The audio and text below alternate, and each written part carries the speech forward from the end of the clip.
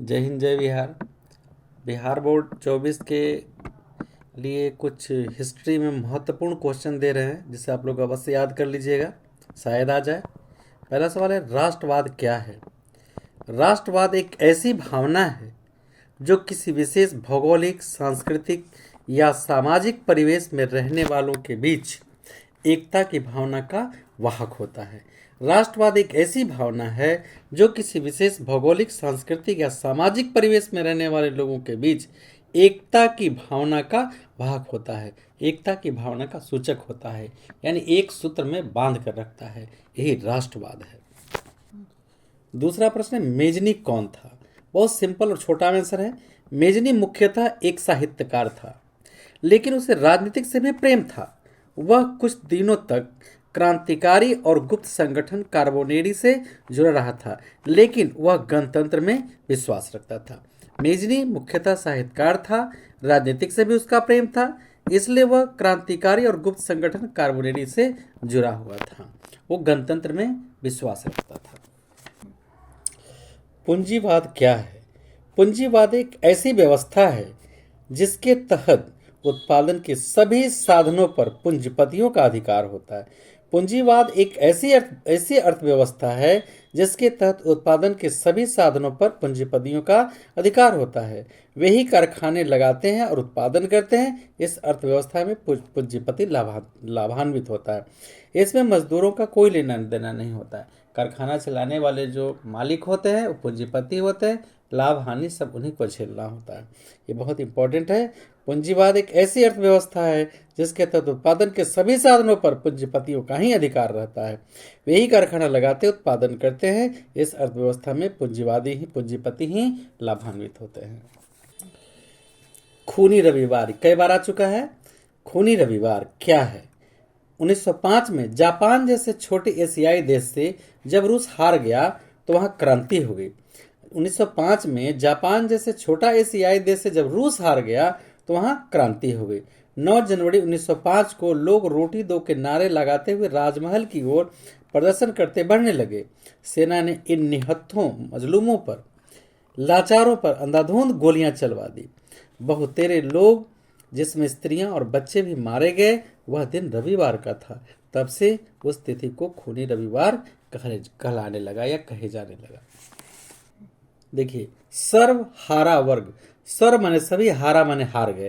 देखिए, प्रश्न से ही समझ सकते किसी भी प्रश्न का उत्तर क्वेश्चन में ही सब निहित होता है।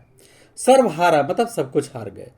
तो सर्वहारा किसे कहते हैं? समाज का वैसा वर्ग जिसमें किसान, मजदूर, फुटपाथी दुकानदार एवं आम गरीब लोग, जिनके पास अपना कहने के लिए कुछ नहीं, कोई वस्तु नहीं होता, उसे हम सर्वहारा वर्ग कहते हैं। ये बहुत ही इंपॉर्टेंट क्वेश्चन है। रूसी क्रांति के कारणों की विवेचना करें। ये लॉन्ग में आएगा। तो रूसी क्रांति के निम्नलिखित कारण हैं। नंबर 1, जार की निरंकुशता एवं अयोग्य शासन। जार वहां का राजा, जार को राजा को जार कहा जाता है। वो राजा जो था बहुत ही निरंकुश था और अयोग्य था। तो पहला पॉइंट है जार की निरंकुशता एवं अयोग्य शासन। 19वीं सदी के मध्य तक यूरोप की राजनीतिक संरचना बदल चुकी थी। राजा की शक्ति घटा दी गई थी, परंतु रूस का जार अभी भी दैवी सिद्धांत को पकड़े हुए था। वह अपना विशेषाधिकार छोड़ने को तैयार नहीं था। उसे आम जनता को कोई चिंता नहीं थी। वे अफसर अयोग्य थे। नियुक्ति का आधार योग्यता की जगह अपने लोगों को स्थान भरना था। स्वेच्छाचारिता बढ़ गई थी। जनता की स्थिति बदतर होती जा रही थी। तो रूसी क्रांति के पहला कारण हुआ जार की निरंकुशता, अयोग्य शासन व्यवस्था। नंबर दूसरा है मजदूरों की दयनीय स्थिति। देखिए, पॉइंट याद रखिए, मजदूरों की दयनीय स्थिति। मजदूरों को अधिक घंटों तक काम करना पड़ता था। उसके एवज में मिलने वाली मजदूरी इतनी कम होती थी कि उन्हें अपने परिवार का भरण पोषण करने में कठिनाई होती थी। उनके साथ मालिक दुर्व्यवहार करते थे। हड़ताल पर प्रतिबंध था। उन्हें राजनीतिक अधिकार कौन कहे, इसके अधिकार प्राप्त ही नहीं थे और मजदूर बहुत क्षुब्ध हो गए थे। पहला कारण हुआ जार की निरंकुशता। नंबर 2, मजदूरों की दयनीय स्थिति। नंबर 3, औद्योगिकरण की समस्या। तीसरा में औद्योगिकरण की समस्या में यूरोपीय देश में जहां औद्योगिक क्रांति का लाभ उठाने में लगे थे, वहीं रूस में औद्योगिक पिछड़ापन व्याप्त था। वहाँ चूंकि पूंजी का अभाव था, जिसके विदेशी पूंजी के बल पर कुछ उद्योग थे, लेकिन खास स्थानों पर ही वे व्यवस्थित थे। विदेशी पूंजीपति अपने आय बढ़ाने के चक्कर में मजदूरों का शोषण करते थे। मजदूर असहाय थे और राजा बेफिक्र था। सर्वत्र असंतोष व्याप्त था। तो पहला कारण हुआ जार की निरंकुशता, दूसरा मजदूरों की दयनीय स्थिति, तीसरा औद्योगिकरण की समस्या और चौथा कारण था रूसीकरण की नीति। रूस में अनेक राष्ट्र के लोग निवास करते थे, ये भाषा बोलते थे और इनके रस्म रिवाज भी अलग अलग थे, लेकिन जार का यह कानून कि सबको रूसी पढ़नी और बोलनी पड़ेगी, इससे विभिन्न लोगों में इसका बुरा प्रभाव पड़ रहा था। हलचल मच गई थी। 1863 में इस नीति के विरोध में विद्रोह हो गया, लेकिन उसे निर्दयतापूर्वक दबा दिया गया। लोगों में इससे भारी आक्रोश था। अगला पॉइंट है नंबर 5, विदेशी घटना का प्रभाव। रूसी क्रांति में विदेशी घटना का भी प्रभाव पड़ा। क्रीमिया युद्ध में रूस पराजित हुआ ही 1905 में जापान भी हार गया। जापान से हार ने आग घी में आग का काम कर दिया, आग में घी का काम कर दिया। जार की ताकत का पोल खुल गया। प्रथम विश्व युद्ध में रूस मित्र देशों की ओर लड़ रहा था, लेकिन सेना हर मोर्चे पर हार रही थी। इन सबों ने रूसी क्रांति का मार्ग प्रशस्त कर दिया। तो रूसी क्रांति का पहला कारण जाड़ की निरंकुशता, दूसरा मजदूरों की दयनीय स्थिति, तीसरा औद्योगिकरण की समस्या, चौथा रूसीकरण की नीति और पांचवा विदेशी घटनाओं का प्रभाव। ये बहुत इंपॉर्टेंट प्रश्न है। अगला प्रश्न है नई आर्थिक नीति। इसको हम नेप कहते हैं, NEP, new economy policy. New economy policy या नई आर्थिक नीति क्या है? लेनिन ने देखा कि समाजवादी व्यवस्था देश के लोगों को पच नहीं रही है। एकाएक पूंजीवादी विश्व से टकराना भी उनके लिए कठिन था। अतः उसने 1921 ईस्वी में अपनी नई आर्थिक नीति नेप की घोषणा की। तो नई आर्थिक नीति कब लागू हुआ? 1921 में। नई आर्थिक नीति में निम्न बातें थे, 8 बातें। किसानों का अनाज हड़प लेने के स्थान पर उनसे एक निश्चित कर लेने की व्यवस्था चालू की गई। अब किसान अपनी उपज का मनचाहा इस्तेमाल करने के लिए आज़ाद हो गए। दूसरा नंबर, यद्यपि यह सिद्धांत कि जमीन राज्य की है को कायम रखते हुए यह व्यवहारिक रूप से मान लिया गया कि जमीन किसान की है। नंबर 3, 20 से कम कर्मचारी वाले उद्योग को व्यक्तिगत उद्योग मान लिया गया। वे अब पुनः कम अपने कारखाने के मालिक बन जाएंगे। नंबर 4, उद्योगों का विकेंद्रीकरण कर निर्णय और क्रियान्वयन के बारे में विभिन्न इकाइयों को काफी छूट दी गई। नंबर 5, सीमित तौर पर विदेशी पूंजी भी लगाई जा सकती है। नंबर 6, व्यक्तिगत संपत्ति और जीवन बीमा राजकीय एजेंसी चलाने लगी। नंबर 7, विभिन्न स्तरों पर बैंक खोले गए ताकि जनता को सुविधा हो। नंबर 8, ट्रेड यूनियन की अनिवार्य सदस्यता समाप्त कर दी गई। तो ये नेप की नई आर्थिक इकोनॉमिक पॉलिसी जो ये बहुत ही इंपॉर्टेंट है, इसे याद कर लेंगे। प्रश्न है पांडुलिपि क्या है, इसकी क्या उपयोगिता है? तो आधुनिक देखिए, पांडुलिपि अगर शॉर्ट में बोले तो हस्तलिखित पुस्तक को पांडुलिपि कहते हैं। हस्तलिखित पुस्तक को पांडुलिपि कहते हैं, लेकिन विस्तार से थोड़ा जानिए। पांडुलिपि हस्तलिखित उस पुस्तक या सामग्री को कहते हैं जिसे देखकर आधुनिक काल में कंपोज होता है और छपाई होती है।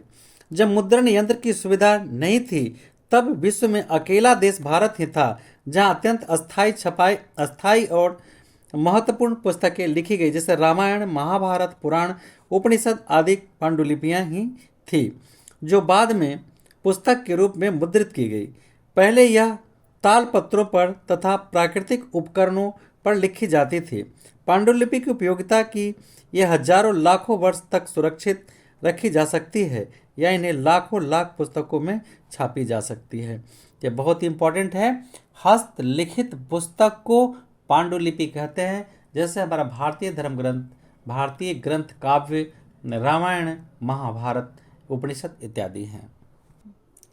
अगला प्रश्न है एग्जीबिशन क्या है, इसकी जरूरत क्यों पड़ी? देखिए, जिस तरह हमारे जो धर्मशास्त्र हैं, रामायण महाभारत, उसमें जो चीज़ें संस्कृत में थी तो सभी लोगों को समझ में नहीं आता था, तो उसे हिंदी में कर दिया गया तो सभी लोग समझते हैं, सभी भाषा को पकड़ लेते हैं। उसी तरह से जो बाइबिल जो था, यही बाइबिल के साथ भी हुआ था छेड़छाड़, तो बाद में सब लोग जान गए उसके रहस्य को।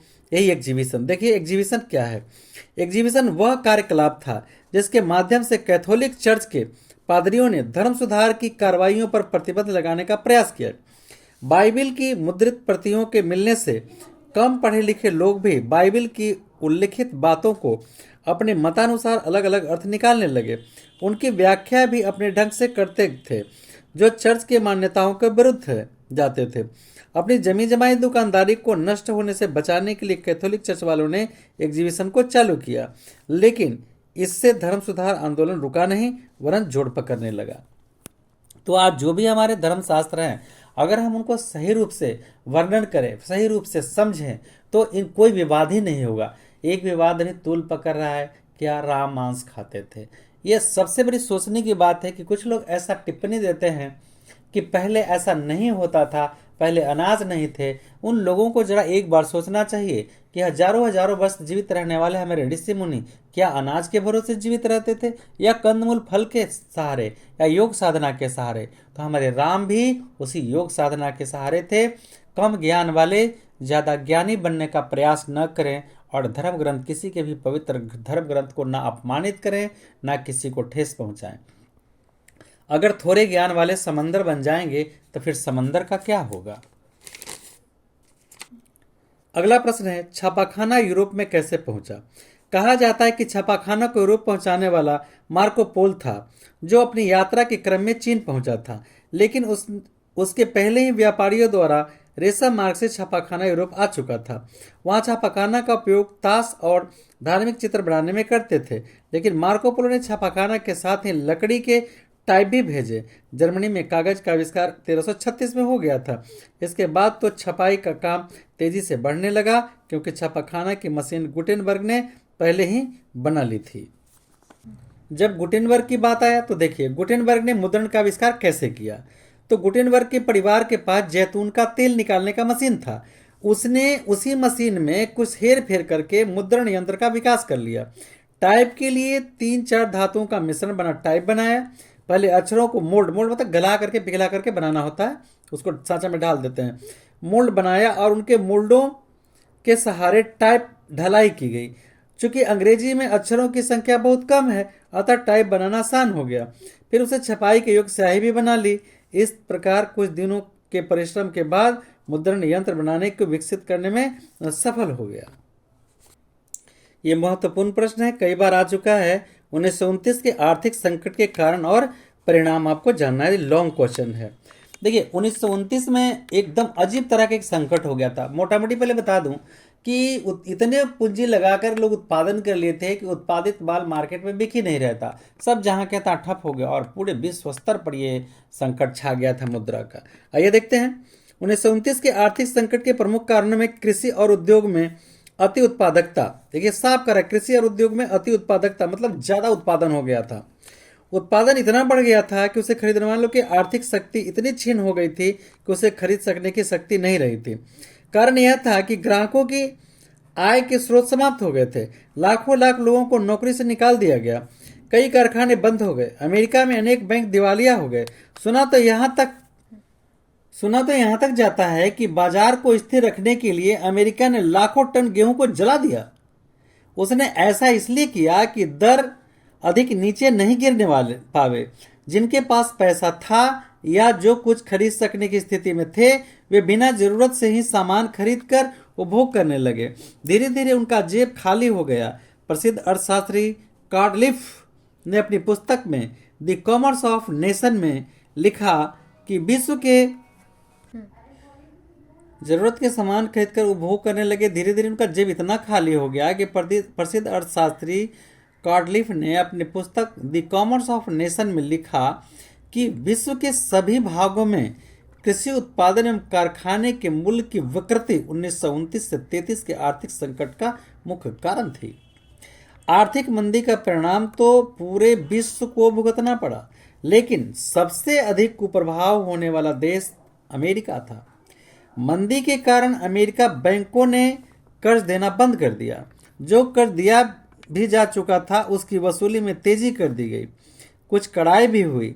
किसानों की उपज बिकते नहीं थे, जिससे वे कंगाल हो गए थे। बैंकों के ऋण नहीं मिलने से व्यापार चौपट होने लगा। उधर कर्ज वसूली नहीं होने से बैंक भी कंगाल हो गए। अनेकों बैंक को तो दिवाला तक निकल गया। वे पूर्णतः बंद हो गए। 1933 आते आते 4,000 से अधिक बैंक बंद हो गए। इसी प्रकार इस अवधि तक लाखों कंपनियां चौपट हो गई। रूस के अलावा विश्व के सभी देशों की स्थिति को कम बेश इसका हर्जाना भुगतना पड़ा। देखिए, विश्व बाजार क्या है? जिस स्थान पर या जिस बाजार में विश्व भर की सभी वस्तुएं आम लोगों को खरीदने के लिए उपलब्ध रहती है उसे विश्व बाजार कहते हैं। जिस स्थान पर या जिस बाजार में विश्व भर की सभी वस्तुएं आम लोगों को खरीदने के लिए उपलब्ध रहती है उसे हम विश्व बाजार कहते हैं। औद्योगिक क्रांति क्या है? आधुनिक तरीकों से अकस्मात हुए उद्योगों के विकास को औद्योगिक क्रांति कहते हैं। आधुनिक तरीकों से अचानक हुए उद्योगों के विकास को औद्योगिक क्रांति कहते हैं। परंपरागत शक्ति से हटकर नव आविष्कारित शक्ति का उपयोग कर मशीनें चलाई जाती है, जैसे वाष्प शक्ति से। अगला है बहुराष्ट्रीय कंपनी का, एकदम इंपॉर्टेंट है। अपने देश के अलावा दूसरे देश में उद्योग लगाने वाली कंपनी को बहुराष्ट्रीय कंपनी कहते हैं। अपने देश के अलावा दूसरे देशों में उद्योग लगाने वाली कंपनी को बहुराष्ट्रीय कंपनी कहते हैं। वह कंपनी पूंजी तो अपनी लगाती है, लेकिन कच्चा माल और श्रम उस देश विशेष से लेती है जहां वो कंपनी स्थापित करती है। श्रमिक वर्ग का आगमन शहरों में किन परिस्थितियों में हुआ? शहरों में फैक्ट्री प्रणाली की स्थापना के साथ साथ ही श्रमिकों को वहां अपना आना आरंभ हो गया। जैसे ही शहर में फैक्ट्री लगने लगे, श्रमिक लोग वहां पहुंचने लगे। इनका अधिकांश भूमिहीन कृषक मजदूर थे। मतलब जो शहर में जब फैक्ट्री लगने लगा तो अधिकार भूमिहीन किसान मजदूर शहर की ओर चल पड़े। कृषक जो मजदूर थे, जो अधिक और नगद आय की लालसा से अपने घर से गांव पलायन कर शहरों में आने लगे। वास्तव में गांवों में कृषि कार्य से मजदूरी के अनाज मिलता था, इस कारण वो बहुत से लोग शहरों की तरफ चल पड़े। मतलब मुख्य रूप से कि श्रमिक वर्ग का आगमन शहरों में क्यों हुआ? क्योंकि शहर में उद्योग धंधे थे, यहाँ पर चिकित्सा, शिक्षा, स्वास्थ्य सभी की व्यवस्थाएं थी तथा इतना उन्हें मजदूरी मिल पाता था कि अपने परिवार का भरण पोषण ढंग से कर सके। इन्हें इतना मजदूरी मिल जाता था कि अपने परिवार का भरण पोषण ढंग से कर सके। इस तरह से श्रमिक वर्ग का आगमन आज शहरों में हुआ। शहर ने किन किन समस्याओं को जन्म दिया? क्योंकि शहरों में श्रमिकों की संख्या धीरे धीरे बढ़ने लगी। सरकार में लोक भावना अपनी नहीं थी, इस कारण शहरों में अनेक समस्याओं को जन्म दिया। एक तो बेरोजगारी में वृद्धि होने लगी, दूसरे नव आगंतुकों के लिए आवास की समस्या थी, शौचालय स्नानागार की समस्या थी, कहीं कहीं तो पेयजल की भी समस्या थी। स्वास्थ्य संबंधी भी कोई अच्छी व्यवस्था नहीं थी। श्रमिकों ने अपने हितों की रक्षा के लिए श्रमिक संघ बनाए। सरकार भी चेती और संसद में कुछ फैक्ट्रियों के नियम बनाए और श्रमिकों का वेतन बढ़ा और घंटे कम कर सीमित कर दिए गए। तो जैसे शहर से गांव से शहर की तरफ जैसे ही श्रमिक आने लगे, उनके साथ स्वास्थ्य, चिकित्सा, शिक्षा, रहने की व्यवस्था, पानी की सब समस्याएं आ गई थी। तो सरकार का ध्यान धीरे धीरे गया और इन समस्याओं का निराकरण किया गया। इंपॉर्टेंट सवाल है, उपनिवेशवाद क्या है? उपनिवेशवाद उस पद्धति को कहते हैं जिनके तहत सैनिक शक्ति में संपन्न कोई देश किसी अन्य देश पर अपना कब्जा कर वहां शासन चलाने लगता है।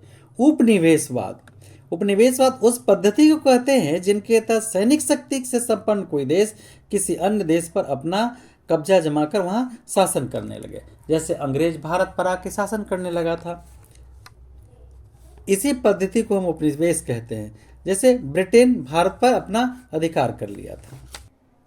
निरुद्योगीकरण क्या है? निरुद्योगीकरण में से मेरा तात्पर्य है उद्योगों का अभाव। एक औद्योगिकरण मतलब उद्योगों का विकास, अनिरोधोगीकरण मतलब उद्योग नहीं है। निरोधोगीकरण से मेरा तात्पर्य है उद्योगों का अभाव। ब्रिटेन में औद्योगिकरण की सफलता ने भारत के उद्योगों में पूर्णतः महरूम कर दिया। इसी को निरोधोगीकरण कहते हैं। क्या करता था अंग्रेज? यहाँ से कच्चा माल ले जाता था और वहाँ से बना के कम कीमत पर यहाँ बेचता था और यहाँ के उद्योग धंधे को चौपट कर दिया। तो उद्योग में क्रांति लाना औद्योगिकरण है, उद्योगों को नीचे गिरा देना निरोधोगीकरण है। औद्योगिकरण क्या है? औद्योगिकरण उस औद्योगिक क्रांति को कहते हैं जिसमें वस्तुओं और उत्पादन मानव श्रम के द्वारा न होकर मशीन से होता है। औद्योगिकरण में उत्पादन बड़े पैमाने पर होता है। देखिए, औद्योगिकरण में वस्तुओं और सेवाओं का उत्पादन मानव श्रम से नहीं होकर के मशीन के द्वारा होता है और बहुत बड़े पैमाने पर उद्योग होता है। बड़े पैमाने पर वस्तुओं का उत्पादन होने के कारण उनकी बिक्री के लिए बाजार की आवश्यकता पड़ती है। उत्पादित माल आसानी से बाजारों तक पहुंचाया जा सके, इसके लिए अच्छी सड़क और रेल यातायात की आवश्यकता पड़ती है। इन माध्यमों से कारखानों तक कच्चा माल पहुंचाया जाता है। स्लम पद्धति क्या है? स्लम पद्धति बहुत इंपॉर्टेंट है। स्लम पद्धति की शुरुआत औद्योगिकरण से हुई। स्लम पद्धति की शुरुआत औद्योगिकरण से हुई। मजदूरों को छोटे छोटे घरों में रहना पड़ा, जहां किसी प्रकार की सुविधा नहीं थी। स्त्री हो या पुरुष, सभी को खुले में शौच के लिए जाना पड़ता था। इस कारण गंदगी बढ़ने लगी और लोग तरह तरह के रोगों का शिकार होने लगे। मजदूर अपने निवास के लिए अच्छी सुविधापूर्ण व्यवस्था करने में असमर्थ थे।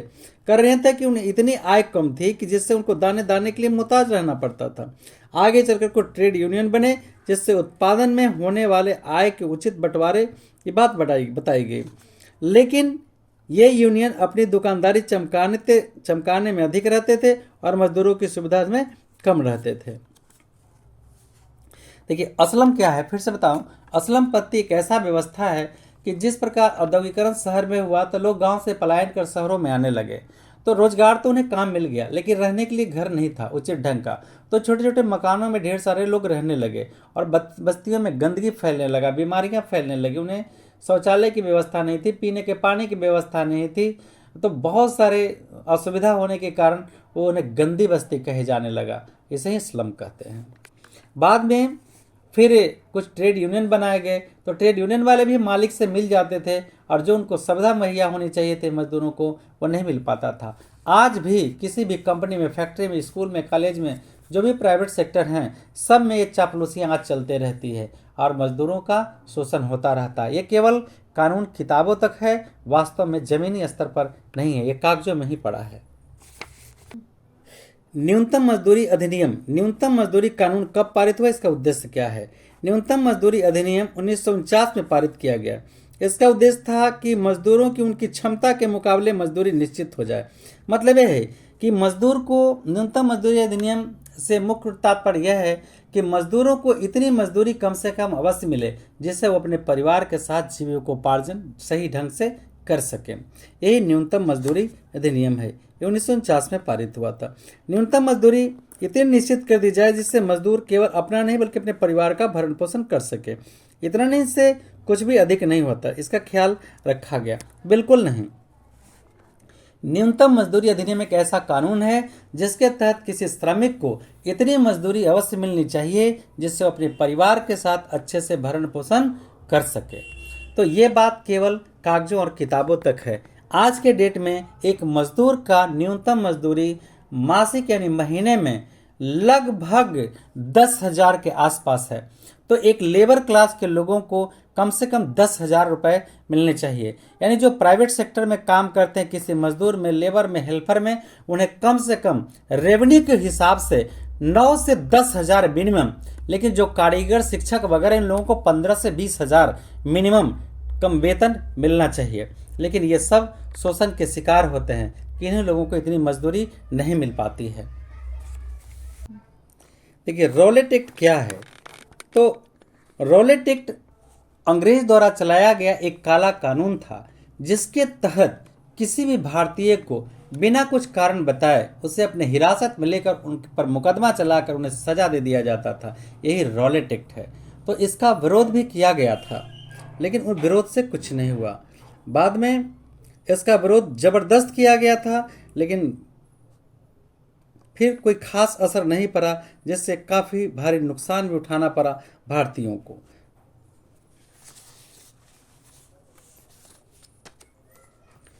देखिए, दांडी यात्रा। दांडी यात्रा का उद्देश्य था ब्रिटिश कानून की धज्जियां उड़ाना। दांडी पहुंचकर 6 अप्रैल 1930 को गांधी जी ने समुद्र के पानी से नमक बनाकर कानून का उल्लंघन किया और अपनी गिरफ्तारी दी। इसके बाद देश भर में नमक बनाया जाने लगा।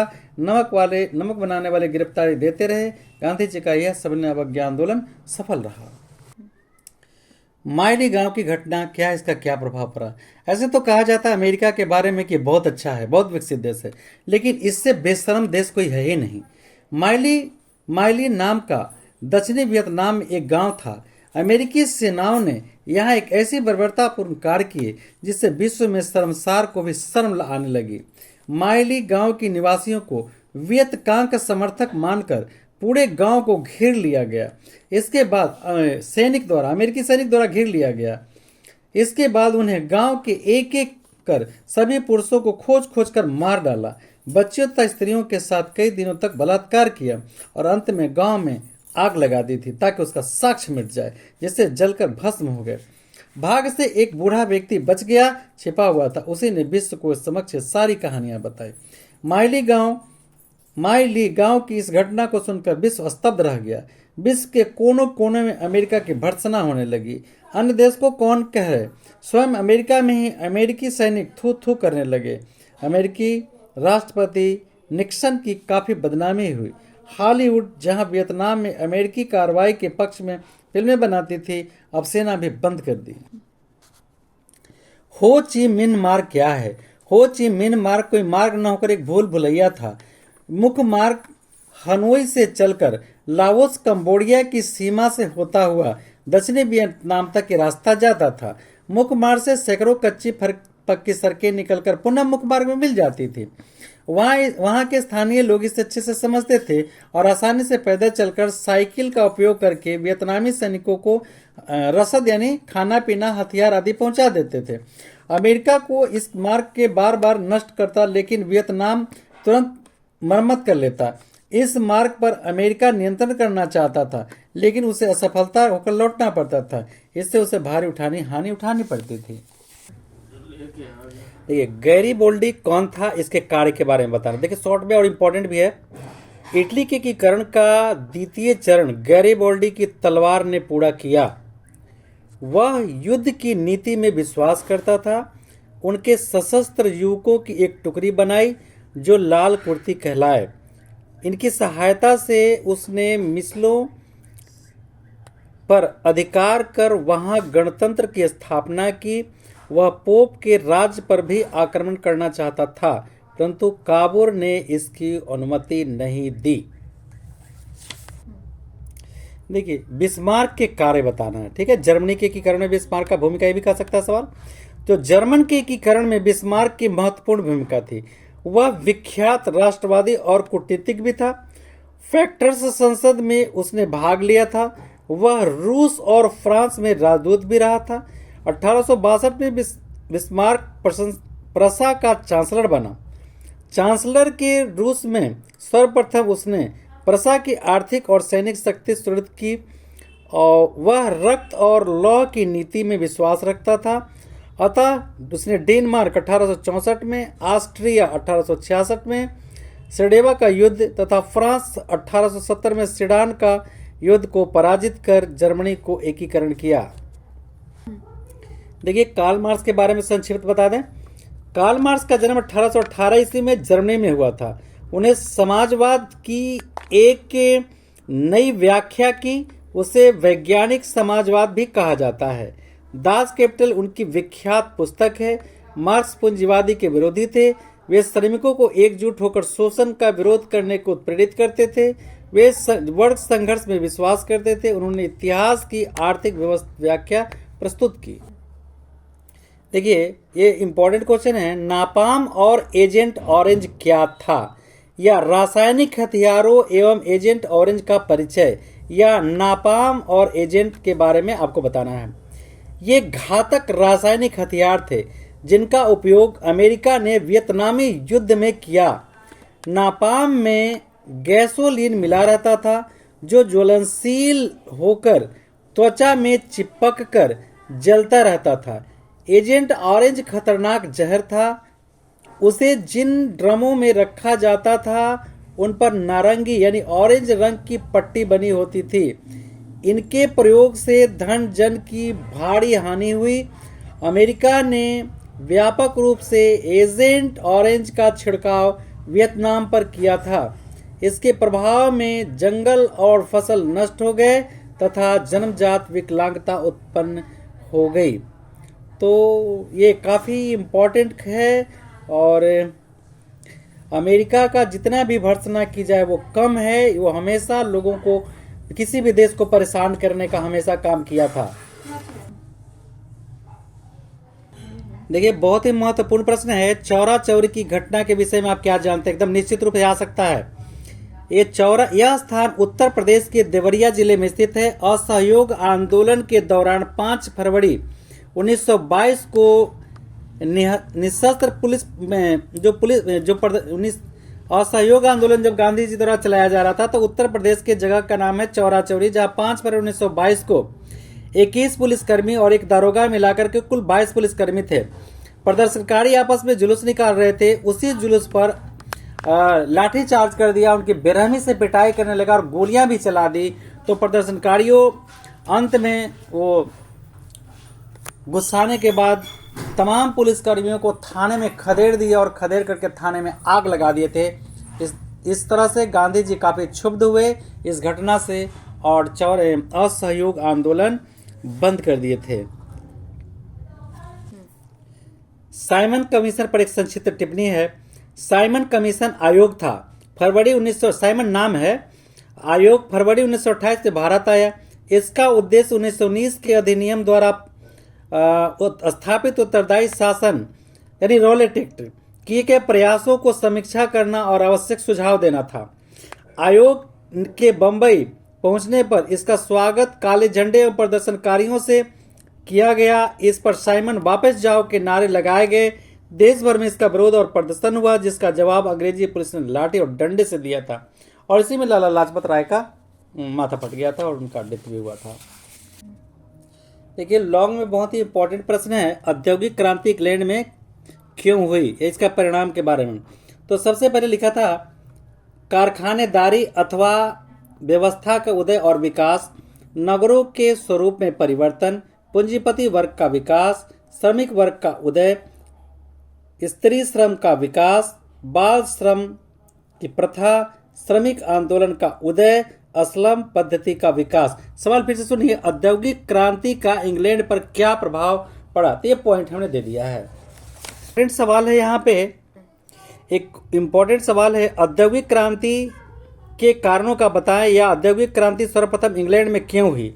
तो इसका पहला कारण था इंग्लैंड की भौगोलिक स्थिति, दूसरा खनिज पदार्थ की उपलब्धता, तीसरा कृषि क्रांति, चौथा कुशल कारीगर और पांचवा पूंजीवाद की उपलब्धता और छठा नंबर वैज्ञानिकों का योगदान था।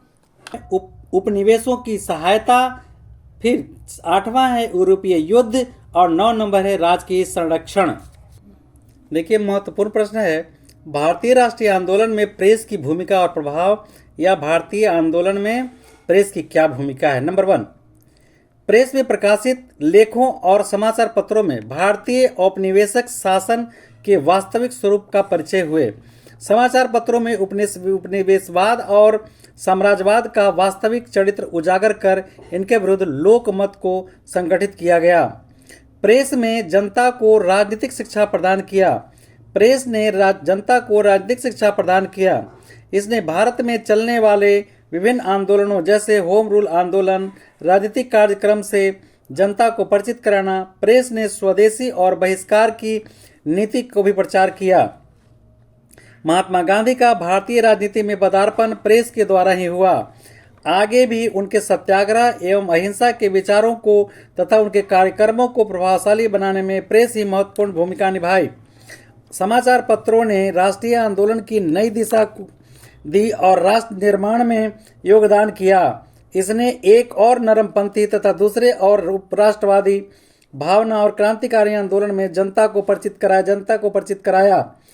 अगला पॉइंट है, प्रेस ने एक ओर तो देशी राज के अधिकारों पर किए गए आघात का विरोध किया तो दूसरी ओर रजवाड़ों में व्याप्त अत्याचार, विलासिता, आर्थिक अनियमितता को कटु आलोचना की। देश राज्यों में चल रहे लोकतांत्रिक व्यवस्था की स्थापना के संघर्ष को प्रेस ही समर्थन किया। अगला पॉइंट है, प्रेस ने सामाजिक सुधार आंदोलनों को अपना समर्थन दिया। इसने जाति प्रथा, छुआछूत के आंदोलन की तथा सामाजिक एकता और धार्मिक एकता को सुधारने के लिए आने वाले प्रयासों का समर्थन किया। अगला पॉइंट है, प्रेस ने सरकार की शैक्षणिक, आर्थिक एवं विदेशी नीति, इसके दुष्प्रभावों को जनता को परिचित कराया और जनमानस को उद्वेलित किया। तो प्रेस देश का चौथा स्तंभ है। उसका काम ही होता है देश की जो भी गलतियां हैं उसके सामने, सरकार की गलतियों को सामने लाना, जनता के जो भी लोग गलत करते हैं उनके विचारों को सामने लाना। तो प्रेस देश का चौथा स्तंभ है। न्यायपालिका भरोसेमंद होना चाहिए और न्यायप्रिय होना चाहिए, तभी एक देश मेरा सुदृढ़ हो सकता है और उत्तम नागरिकता, उत्तम विचार, उत्तम व्यवहार, सारे चीज़ से देश हमारे विकसित हो सकते हैं।